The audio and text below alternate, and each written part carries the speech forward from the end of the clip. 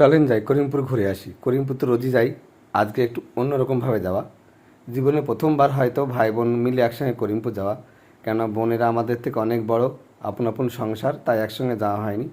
কোনো কারণবশত আজকে হয়তো যাচ্ছি। মহিলা মানেই শুনেছি নতুন কোনো কাপড়ের দোকান হয়েছে, তাই যেতে হবে।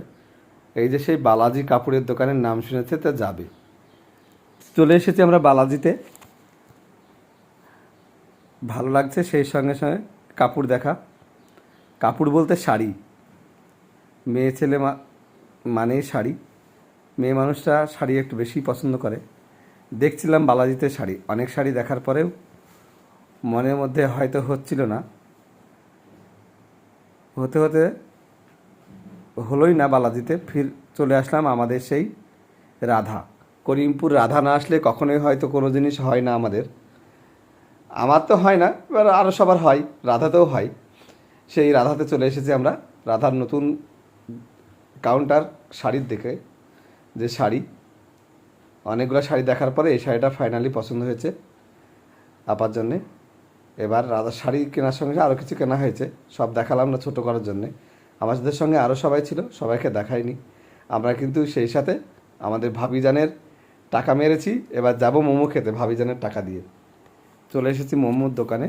সন্ধ্যাবেলাটা একটু আজকে জমেই গেল, কেননা ভাই বোনের সঙ্গে মোমোর দোকান। এরকম করে কারা কখন ঘোরেন ভাই বোনদের সঙ্গে আমার মতো করে?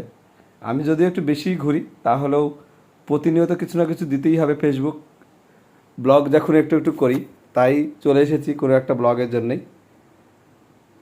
অবশেষ মোমো চলে এসছে।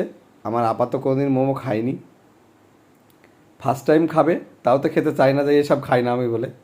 তো যাই হোক, খাওয়া হয়েছে আমাদের। মোমোটা বেশ ভালো লেগেছে, দাম সামথিং বেশি না। সন্ধ্যাটা তো আমাদের মোমোর সঙ্গে ভালোই কাটছে। আপনারা কী দিয়ে মোমো মোমো খেয়েছেন, আর কার কী দিয়ে মোমো খেতে ভালো লাগে? চিকেন, ভেজ, তার সঙ্গে আলাদা আলাদা সস। আমাদেরকে যা দিয়েছে দোকানে তাই খেয়েছি।